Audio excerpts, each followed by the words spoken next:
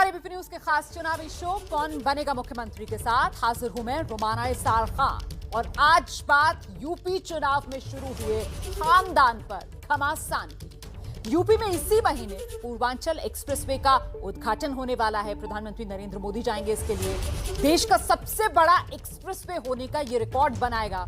अच्छा, उत्तर प्रदेश में इसे लेकर चर्चा भी खूब है, लेकिन चुनाव जीतने के लिए सिर्फ और सिर्फ विकास की चर्चा ही जरूरी नहीं। राजनीति के बदलते मूड और माहौल में अब निजी हमले परिवार खानदान तक पर वार पलटवार जरूरी हो चला है और यह हर चुनाव में देखने के लिए मिल रहा है। यूपी चुनाव में भी आज से इसकी शुरुआत हो गई, जब योगी आदित्यनाथ ने इशारों ही इशारों में अखिलेश के खानदान पर नौकरी में वसूली के आरोप लगा दिए। अखिलेश की तरफ से भी फौरन पलटवार किया गया। तो इसी पर आज की बड़ी बहस। खास मेहमानों का रुख कर लेते हैं हम। मनोज काका, समाजवादी पार्टी के प्रवक्ता, इस चर्चा में हमारे साथ शामिल हो रहे हैं। डॉक्टर एमएच खान, बीएसपी के प्रवक्ता, इस चर्चा में हमारे साथ जुड़ रहे हैं। कांग्रेस के नेता राजेश मिश्रा को आप देख सकते हैं, वो हमारे साथ मौजूद हैं। और साथ ही दिल्ली यूनिवर्सिटी में प्रोफेसर डॉक्टर विशाल मिश्रा हमारे साथ मौजूद हैं। मैं मेहमानों का रुख करूं और चर्चा शुरू करूं उससे पहले जरा आज के सियासी वार पलटवार पर एक रिपोर्ट देखिए आप।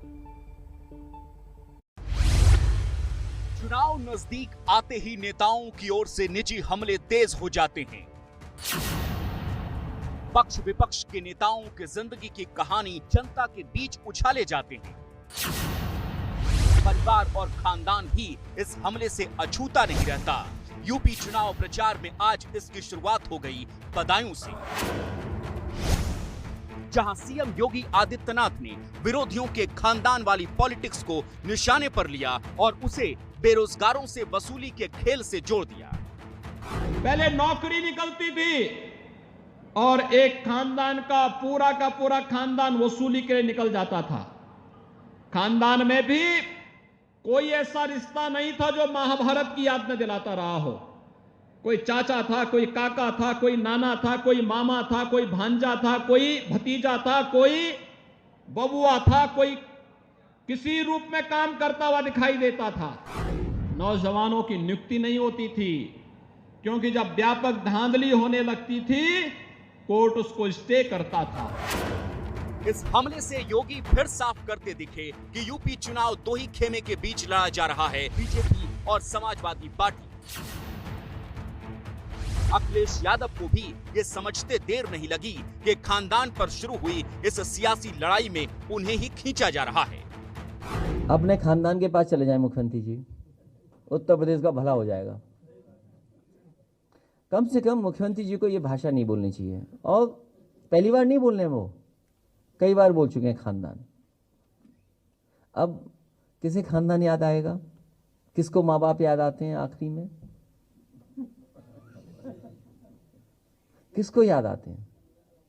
तो अब ये मुख्यमंत्री जी जाने वाले हैं। पॉलिटिक्स में खानदान के नाम पर मचे इस घमासान में आज मायावती के सामने भी ये सवाल उठा, राजनीति में भतीजे की एंट्री को लेकर। सुनिए उनका जवाब। ये कोई जरूरी नहीं कि योगी जी क्या कर रहे हैं और अखिलेश क्या कर रहे हैं, मेरी तुलना आप उनसे करेंगे?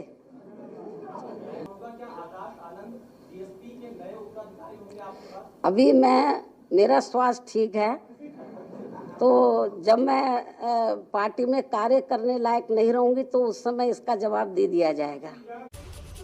आइए इसी पर चर्चा शुरू कर लेते हैं। सबसे पहले समाजवादी पार्टी के प्रवक्ता मनोज काका का रुख करते हैं। और मनोज काका जी, जरा ये बता दीजिए कि समाजवादी पार्टी की आपको क्या लगता है ज्यादा बड़ी कमजोर नब्ज क्या है? परिवार उनका, खानदान या फिर भ्रष्टाचार? रोमाना, समाजवादी पार्टी की कुछ भी कमजोर कड़ी नहीं है। समाजवादी पार्टी का जो चुभता हुआ सवाल है वही कमजोर कड़ी है भारतीय जनता पार्टी के लिए। समाजवादी पार्टी जब ये सवाल खड़े कर रही है, इसके राष्ट्रीय अध्यक्ष जी, और हमारी जो विचारधारा है, हमारी विचारधारा समाजवादी और मानवतावादी संवेदनशील विचारधारा है। हमारी विचारधारा ये है कि उत्तर प्रदेश के नौजवानों को 25 लाख लैपटॉप कैसे दिया जा सकता है।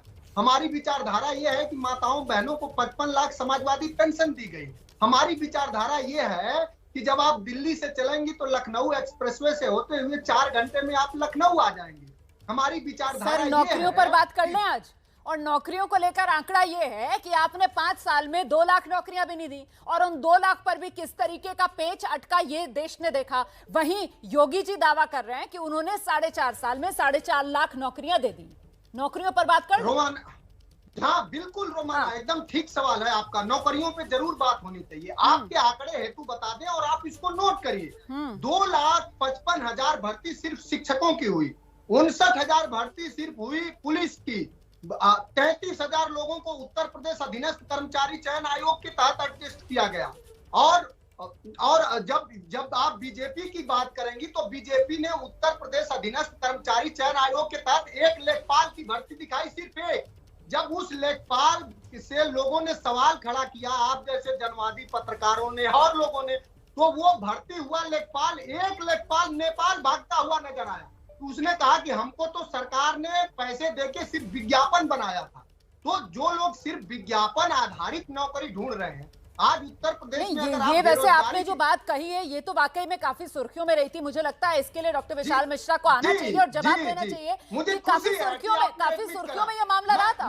किस तरीके से महज विज्ञापन में बोलबाला हो रहा है नौकरियों का, और जब कैमरे पर वो पकड़े गए शख्स तो कहने लगे हमें तो महज विज्ञापन के लिए ले आया गया था। रोमाना वो नेपाल भागते नजर आए। जी विशाल जी आइए। सोचिए जिस सरकार, मैं खत्म कर रहा हूँ रोमाना जी, जो सरकार 4 लाख लोगों के रोजगार देने की बात करती है, उसी सरकार के 69,000 शिक्षक भर्ती में केंद्रीय पिछड़ा वर्ग आयोग ने उत्तर प्रदेश की सरकार को कहा कि आपने 22,000 दलितों पिछड़ों के हक के साथ अन्याय किया आपने।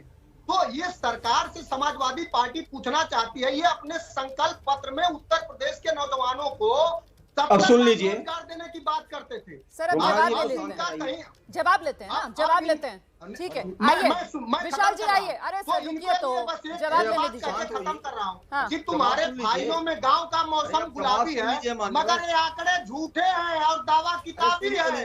ठीक है चलिए, हो गई शेरो शायरी। आइए विशाल जी आइए। शेरो शायरी की नहीं, लोगों के आज उत्तर प्रदेश में अगर बेरोजगारी की बात सुनेंगे आप वही बोलते रहेंगे। चलिए मनोज काका जी जरा सुनने का संयम भी दिखाइए। आइए विशाल जी बिल्कुल जरूर। इतना इंटॉलरेंट ना होइए। अगर आपने कुछ काम किया होता तो आज आपको इतना नॉन स्टॉप बोलने की सुन लीजिए तत्व सहित सुन लीजिए। सवाल चुप रहा है। इसी उत्तर प्रदेश में रोमाना 4 मनोज जी मुझे आपकी आवाज कम करानी पड़ेगी सर, आपके भाषण के लिए ये मंच नहीं है। बारी बारी सबके पास आऊंगी, please control sir, CONTROL control. आइए डॉक्टर विशाल मिश्रा। नहीं आप कंट्रोल करिए, अगर आपको सवाल बुरे लगते हो तो आप आवाज बंद करिए। देखिए सुनिए, अगर आपको याद हो तो आप ही के कार्यकाल में उत्तर प्रदेश लोक सेवा आयोग तक पर सवाल उठे थे कि नहीं उठे थे? सुनिएगा ध्यान से, किस तरीके से धांधली और भ्रष्टाचार व्याप्त था कि नहीं था। अरे सुन लीजिए, जितनी नौकरियों की आप बात कर रहे हैं वो नौकरियां वहां से निकलकर और न्यायालय में जाकर अटक जाती थी। किस तरीके से पारदर्शी प्रक्रिया से अपॉइंटमेंट हो रहा है, जब देश के मुख्यमंत्री स्वयं अपने हाथों से नियुक्ति प्रमाण पत्र दे रहे हैं तो 4 लाख रसोइयों का गुंजाइश उत्तर नहीं है। प्रदेश में 4 लाख रसोइयों का वेतन नहीं दे पा रही है सरकार।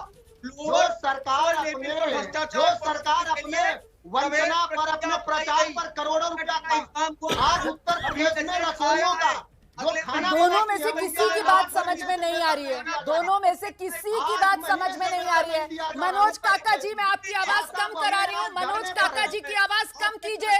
मनोज काका जी की आवाज कम कीजिए, वो बोलने नहीं दे रहे विशाल जी को। विशाल जी आप अपनी बात रखिए। रोमाना जी, मैं समाजवादी पार्टी के प्रवक्ता को बताना चाहता हूं कि इनके कार्यकाल में कौन सी ऐसी संस्था थी जो भ्रष्टाचार में लिप्त नहीं थी? जरा बताइए। नौकरियां किस तरीके से दी जा रही थी आप जरा बताइए। वहां से निकलकर न्यायपालिका में जाके नौकरी अटक जाती थी। आज के डेट में उत्तर प्रदेश के मुख्यमंत्री स्वयं अपने हाथों से नियुक्ति प्रमाण पत्र दे रहे हैं। इनकी जानकारी के लिए बता दूं, अभी इसी महीने में 18 तारीख को टेट का एग्जाम है और पिछले महीने में पेट के एग्जाम का रिजल्ट आया है, जिसके अंतर्गत लोअर लेवल पर अब किसी भी प्रकार का भ्रष्टाचार नहीं होगा। जो वो व्यक्ति परीक्षा पास करेगा उसको नौकरी दी जाएगी। 4.5 लाख नौकरियां दी गई हैं, इनकी जानकारी के लिए ठीक बता है, दूं। हाँ सर, चिट्ठी नहीं चलती वो है। आंकड़ा योगी जी भी दे चुके हैं, हम वो आंकड़ा बता रहे हैं आज दर्शकों को। आज मुझे लगता है आप जरा बाकी दो मेहमानों का रुख भी कर लेते हैं। तो डॉक्टर अहमद खान, आपके पास आती हूँ सर। जो दावा यहाँ पर डॉक्टर विशाल मिश्रा कर रहे हैं, जो बीजेपी की तरफ से कहा जा रहा है, योगी राज 4.5 साल और 4.5 लाख नौकरियां, मतलब उत्तर प्रदेश में तो नौकरियों की बहार है। नहीं, मैं जानना चाहता हूँ विशाल मिश्रा जी क्या भारतीय जनता पार्टी को रखता है या क्या, कौन इनका जवाब दे? सर वो उनका पक्ष रख रहे हैं। क्या है भारतीय जनता पार्टी में विषय? आप सर जवाब राजनीतिक विश्लेषक हैं और उनका पक्ष रख रहे हैं, ठीक है। उन्होंने एक बात रखी, आप जवाब दीजिए ना। वो कह रहे हैं कि साहब उत्तर प्रदेश में तो नौकरियों की बहार है, आप अपनी बात बताइए। ईमानदारी से पिछले साल, ईमानदारी से इस बीजेपी सरकार की कार्यकाल में एक भी उत्तर प्रदेश लोक सेवा आयोग की नौकरी क्या कोर्ट में गई है? ठीक है, ईमानदारी से बताइए। जवाब लेते हैं। क्या अहमद खान साहब जवाब बीजेपी दीजिए। के कार्यकाल में उत्तर प्रदेश लोक सेवा आयोग के अध्यक्ष के ऊपर कोई भ्रष्टाचार का अब आरोप लगा? विशाल जी आप भी वही कर रहे हैं जो अभी मनोज काका कर रहे थे। आपकी आवाज अब कम करानी पड़ेगी मुझे विशाल जी। विशाल जी आपकी आवाज कम करानी पड़ेगी। जो मनोज काका कर रहे थे, जो आपको चुभ रहा था, अब आप भी वैसा ही व्यवहार कर रहे हैं। अब आप भी संयम दिखाइए, कंट्रोल, अब आप भी कंट्रोल करिए सर। आइए अहमद खान साहब। जी जी, देखिए ये जो आंकड़े दिखा रहे हैं भारतीय जनता पार्टी की तरफ से, जो आंकड़े दिखाई दे रहे हैं, ये कागजी आंकड़े हैं। इधर जमीनी हकीकत कुछ नहीं इसकी है। जो मनरेगा में नौकरी कर रहे थे उनको दिखा दिया कि हम नौकरी दिए। जिन लोगों को पहले से जो प्रमोशन दिया उसको कह दिया कि नौकरी दे दिया हमने। नौकरी किसी को नहीं मिली है। ये झूठ हवाई बातें हैं और कुछ नहीं है। देखिए अब आप ये नौकरी की बात आज शुरू हो गई, किस बात के लिए? 4.5 लाख पे टिके हुए हैं। 2 करोड़ नौकरी देने की बात हुई थी, 15 लाख रुपया सबके खाते में आने की बात हुई थी।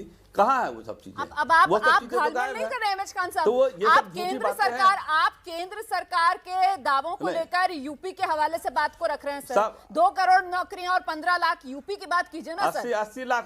हाँ अच्छा यूपी को सुन लीजिए। 80 लाख नौकरी कहा था इन्होंने देने के लिए। अच्छा, कितना दिया 5 साल में?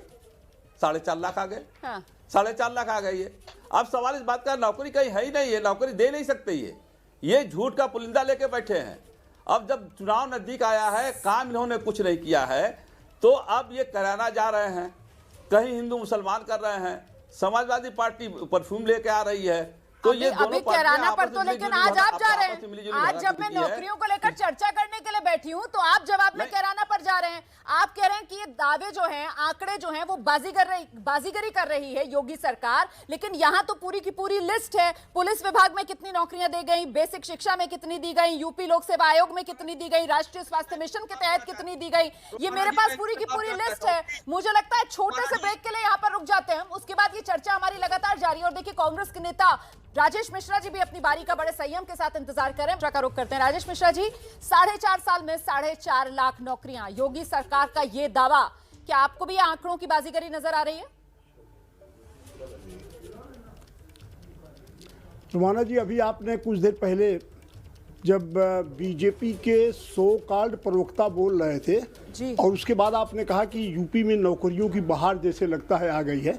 मैं आप ही की बात से दोहरा रहा हूं, आप ही की बात को मैं आगे बढ़ाना चाहता हूं।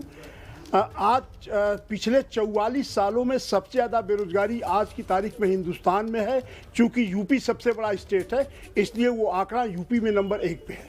और जो ये नंबर 1 पे आंकड़ा है बेरोजगारी का, ये हमें लगता है कि ये सबसे ज़्यादा नोटबंदी, कोरोना और उसके बाद ये लगातार बढ़ता जा रहा है। जो लोग रोजगार पाए थे, जो नौकरी पाए थे, जो काम कर रहे थे, अधिकांश लोग ऐसे हैं यूपी में जो नोटबंदी के बाद से, कोरोना के बाद से वो अपनी अपनी नौकरियों से घर चले आए, वापस चले आए, वो बेरोजगार हो गए।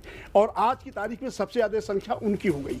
अब चाहे वो वर्तमान सरकार हो या पुरानी सरकार हो, ये आपस में जिस तरह हाथ पिला के खेल खेल रहे हैं, मुझे लगता है ये यूपी के जनता के साथ धोखा दे रहे हैं। आज की तारीख में यूनिवर्सिटियों में जो लड़के पढ़ के निकल रहे हैं, पीएचडी किए हैं, डीलिट किए हैं, एमबीबीएस किए हैं, एमएस किए हैं, एमडी किए हुए हैं, इंजीनियरिंग किए हुए लड़के हैं, आज सड़क पे मारे मारे फिर रहे हैं, उन्हें कहीं कोई काम नहीं मिल रहा है। और जो ये नौकरियों की बात कर रहे हैं, इसमें 60% नौकरियां हैं, ये कॉन्ट्रैक्ट पे नौकरी है, ये एनजीओ के द्वारा नौकरी मिल रही है, परमानेंट संविदा पर दी गई नौकरियां। तो देखिए, बेरोजगारी की चुनावी लड़ाई जो है वो वसूली और खानदान पर क्यों आ गई है, इसी पर हम चर्चा कर रहे हैं। क्योंकि योगी सरकार को अखिलेश यादव जिस अंदाज में जवाब और चुनौती दे रहे हैं, उससे यह साबित करने की भी पूरी तरीके से कोशिश हो रही है कि यूपी में जो मामला है वो सीधे सीधे बीजेपी वर्सेस समाजवादी पार्टी का ही है। तो अखिलेश कितनी सीटें जीतेंगे, इसका भी बड़ा आंकड़ा खुद अखिलेश यादव पेश कर चुके हैं।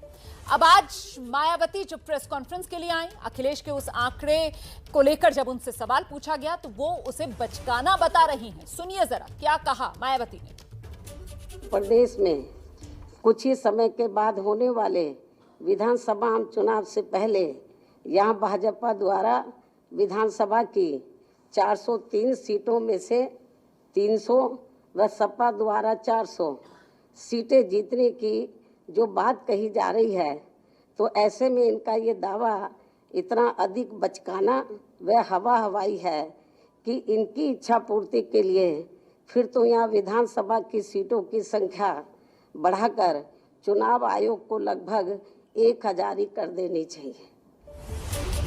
अच्छा, तो कमोबेश मायावती भी यही बात कह रही हैं। हमारे साथ पैनल में जो कांग्रेस के नेता है राजेश मिश्रा जी, कमोबेश वो भी यही बात कह रहे थे। मनोज काका जी, ये मामला उत्तर प्रदेश विधानसभा चुनाव में सीधे सीधे लड़ाई को बीजेपी वर्सेस समाजवादी पार्टी बनाने का खेल रहे हैं क्या आप लोग?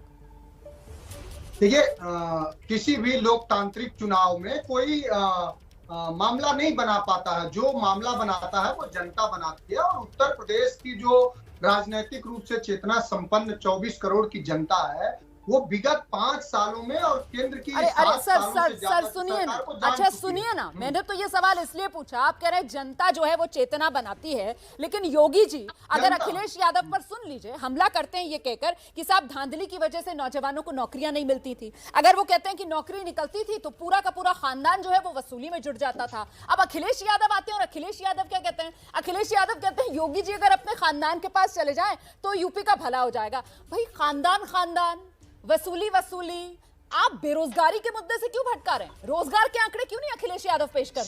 समाजवादी पार्टी तो लगातार ये सवाल पूछ रही है।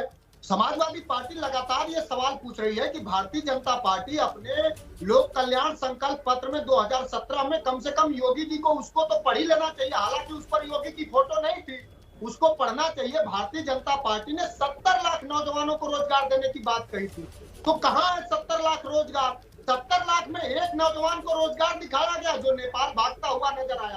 आप कह रहे हैं कि समाजवादी पार्टी लगातार सवाल पूछ रही है, लेकिन मुझे लगता है एमएच खान के पास हमें चलना चाहिए, क्योंकि एमएच खान साहब जो दावा मनोज काका कर रहे हैं, वहीं कांग्रेस के नेता भी हमारे साथ मौजूद हैं, और कांग्रेस पार्टी ये कहती है कि साहब जमीन पर तो विपक्ष के नाम पर अगर कोई नजर आ रहा है तो वो सिर्फ और सिर्फ प्रियंका गांधी नजर आ रही है। ये खेल चल क्या रहा है एमएच खान साहब? देखिए, कोई मुंगेरी लाल के हसीन सपने देख ले तो उससे हमें क्या तराज है? किसी को सपना देखने का हक है। आप परसेंटेज आप वोट देखिए ना कि कांग्रेस को जो पिछले चुनाव हुए हैं या समाजवादी पार्टी को जो चुनाव हुए हैं, तो उसमें जो भी चुनाव हुए हैं उसमें परसेंटेज आप वोट किसका है? हमारा 18 से 20% तो कभी नहीं हुआ। कांग्रेस पार्टी सर वो जिताऊ वोट तो नहीं है ना। आप 18 से 20% की बात करते रहो, लेकिन वो जिताऊ वोट तो है नहीं। जीते तो तभी ना आप जब समाजवादी पार्टी के साथ आए 2019 में। ये भी तो फैक्ट है, ये भी तो तथ्य है, नहीं तो सुपड़ा साफ हो गया। तो सर याद है ना 2014? अरे भाई हाँ जी हाँ, आइए। या तो आप ही बोल लीजिए, मुझे बोलने दीजिए। आप मुझे बोलने नहीं देती, बड़ी मुश्किल तो ये है रुमाना जी। जैसे मैं बोलता हूँ वैसे ही आप काउंटर करने लगती हैं, और किसी के ऊपर काउंटर नहीं करती, मेरे ऊपर हमला करने लगती हैं। सवाल पता नहीं क्या है आपका? आप सर गुस्सा मत कीजिए, मुझसे तो सबको ये शिकायत रहती है। मैं क्या करूं, मैं तो बस फैक्ट से दुरुस्त करने लगती हूं। आप अपनी बात कर लीजिए जल्दी से, फिर राजेश जी भी इंतजार करें। नहीं वो बात मैं कर रहा हूं। देखिए 400 सीट, 403 में 400 सीट जीतने पर इसको बचकाना नहीं कहेंगे तो क्या कहेंगे आप? कौन सा कारनामा इन्होंने 2017 के पहले कर दिया था? मुजफ्फरनगर कांड इन्होंने कराया था, और 400 से 500 दंगे कराए थे इन्होंने। हिंदू मुस्लिम एकता का तार किया था इन्होंने। और जो नौकरियों में आरक्षण पीसीएस की नौकरी में था, उसमें एक जात बिरादरी को नौकरी दिया इन्होंने। ये कौन सा कारनामा करके 400 सीट जिताने का काम कर रहे हैं? तो ये बचकाना नहीं तो और क्या है? 3 सीट किसके लिए छोड़ दिया? कह दिया आपको दिखाई नहीं देता। ये बड़ा दिलचस्प सवाल है, ये बड़ा दिलचस्प सवाल है कि 3 सीट मनोज काका जी, 1 मिनट सुनिए तो, 3 सीट कौन सी छोड़ी है ये तो बता दीजिए। मनोज काका जी से इसका जवाब लेंगे हम। 3 सीट कौन सी छोड़ी है? हाँ 3 सीट। 3 सीट इसलिए छोड़ी है कि लोकतंत्र में विपक्ष की 2-3 पार्टियां हैं जो कम से कम एक सीट ले ले। अच्छा, एक सीट सबको दे रहे हैं। ठीक है, चलिए ठीक है, जल्दी से राजेश जी के पास चलते हैं, वो कुछ जोड़ना चाह रहे हैं। राजेश जी प्लीज आइए। एमएच खान साहब प्लीज आपके पास आऊंगी। राजेश जी के पास चलते हैं। राजेश जी आइए। ठीक है सर। जी बताइए। देखिए रोमाना जी, आपकी जो ये पूरी डिबेट है वो बेरोजगारी पे है जी। और बीजेपी और सपा ये दोनों आपस में जिस तरह कुश्ती कर रहे हैं, कौन किससे कमीशन लिया, कौन किससे ले रहा है, हम उस पे नहीं जाना चाहते। यदि ये बेरोजगारी का जो इन लोगों का आंकड़ा है, यदि वाकई ये कुछ इसमें दम है, तो आप किसी यूनिवर्सिटी, किसी डिग्री कॉलेज, किसी कॉलेज के बाहर नौजवानों से बात कर लीजिए। नौजवान एक ही सवाल कहेगा कि पिछले 15 साल 20 साल में हम बेरोजगार हो गए, लड़के पढ़ लिख के आ रहे हैं, सड़क पे घूम रहे हैं, प्राइवेट नौकरी खोज रहे हैं। और जिन नौकरियों की ये लोग बात कर रहे हैं वो कॉन्ट्रैक्ट पे नौकरी है। जो लड़का पीएचडी किया है, एमफिल किया है, उसे 10,000 और 12,000 पे ये लोग नौकरी दे रहे हैं। ये लोग नौकरियों की बात कर रहे हैं। रोमाना जी, ये जो अभी सीटों का आंकड़ा ये लोग बता रहे थे, 1 मिनट, सीटों का जो आंकड़ा बता रहे हैं, लोकतंत्र में मतदाता परमानेंट किसी का नहीं बिल्कुल सर, जनता जनार्दन है, जनता जनार्दन है। किसी को भी हवाई किले बनाने नहीं चाहिए, लेकिन साथ ही साथ जब तक जनता फैसला ना सुना दे तब तक सबको छूट भी है सर अपने अपने हिसाब से अपना आकलन करने की। जल्दी से जरा सा विशाल मिश्रा जी के पास चलते हैं। विशाल मिश्रा जी, अब सवाल ये कि यहाँ पर 4.5 लाख नौकरियों का दावा तो किया जा रहा है सर, लेकिन सुप्रीम कोर्ट ने 1,37,000 शिक्षक मित्रों को सहायक अध्यापक पद पर समायोजन रद्द किया था। उस मामले में भी 57,000 शिक्षक पद अभी खाली है सर, उस पर भर्ती कब होगी? इसका कोई जवाब सर? यूपी सरकार ने अखिलेश राज में जो जल निगम की भर्तियां हुई थी सर, मुझे आपकी आवाज नहीं आ रही सर 97,000 शिक्षक भर्ती पद खाली पड़े हुए हैं, वो कब भरे जाएंगे सर? इसका कोई जवाब है सर? अखिलेश राज में सर जल निगम की भर्तियां वो योगी जी ने रद्द की, वो कब भर्ती होगी सर उन पर? सर आज सर वर्ल्ड उर्दू डे भी है सर सवाल सुन लीजिए, आज वर्ल्ड उर्दू डे भी है। 4,000 उर्दू शिक्षक जो है वो भी इंतजार में है कि उनको नौकरी मिल जाए सर। आज तक उनको भी नौकरी नहीं मिली है उत्तर प्रदेश में, कब होंगी सर ये भर्तियां? बेसिक शिक्षा परिषद में 1,20,000 अध्यापकों की नियुक्ति हुई है रोमाना जी। उच्च शिक्षा में 4,615 की नियुक्ति हुई है रोमाना जी। और एक बात आपको बता दूं, अभी मिशन शक्ति के अंतर्गत नलकूप संयोजक में 516 महिलाओं की नियुक्ति हुई है रोमाना जी। तो सर स्थिति क्या है सर? स्थिति क्या है? विशाल जी मनोज काका जी, 1 मिनट पहले विशाल जी को सुन लीजिए, उसके बाद आएंगे। विशाल जी नौकरी को लेकर, हाँ उत्तर प्रदेश में मैं कह रहा हूँ कि उत्तर प्रदेश में मुख्यमंत्री जी ड्राइविंग सीट पर खुद बैठे हैं, नौकरी को लेकर पारदर्शिता बनाए रखने के लिए अपने हाथों से नियुक्ति पत्र दे रहे हैं और पूछते हैं कि किसी पालिका ने कोई भ्रष्टाचार तो नहीं हुआ। बात कर रहे थे समाजवादी पार्टी के नेता, देखिए बसपा ने समाजवादी पार्टी पर आरोप लगाया कि कैसे भ्रष्टाचार होता था। ये है भ्रष्टाचार का जनता पार्टी। सुन लीजिए, पुलिस विभाग में 1,37,000 बेसिक शिक्षा में 1,21,000, उच्च शिक्षा में 4,615। एक मिनट में आऊं। दर्शक समझ रहा है आप लोगों की इस नूरा कुश्ती को, बीजेपी एसपी एक दूसरे की बात को ऐसे काटते हैं कि कोई कुछ समझ ही ना पाए बोला क्या जा रहा है। विशाल मिश्रा जी सुनिए ना, सवाल सुनिए। आप मुझे ये बताइए सर कि नई भर्तियां इस योगी राज में कुछ निकलेंगी सर?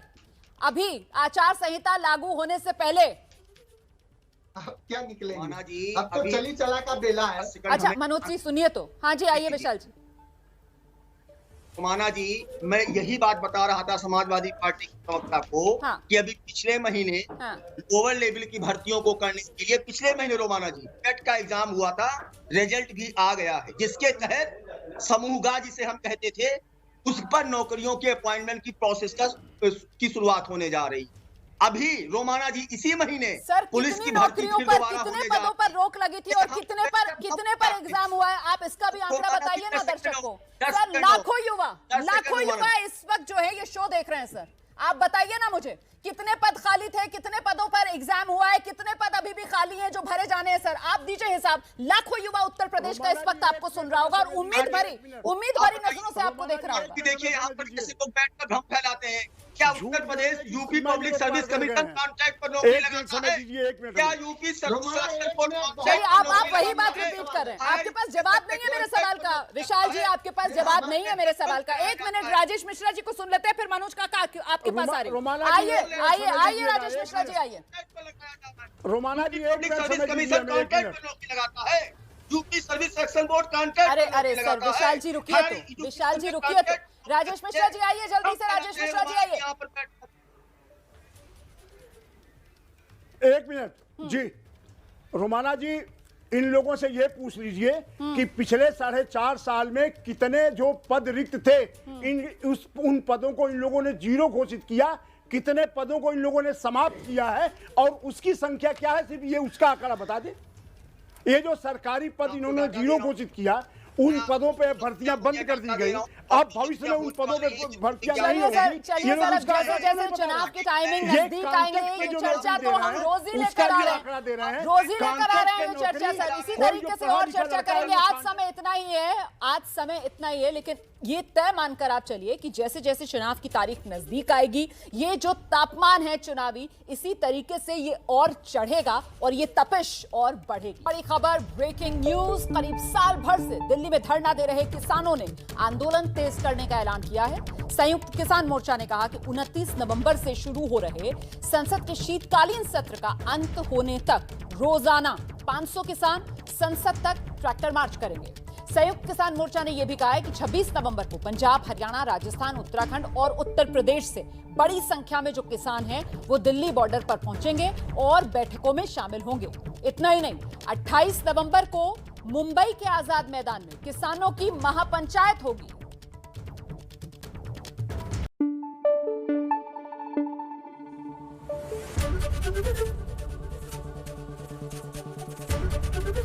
एबीपी न्यूज आपको रखे आगे।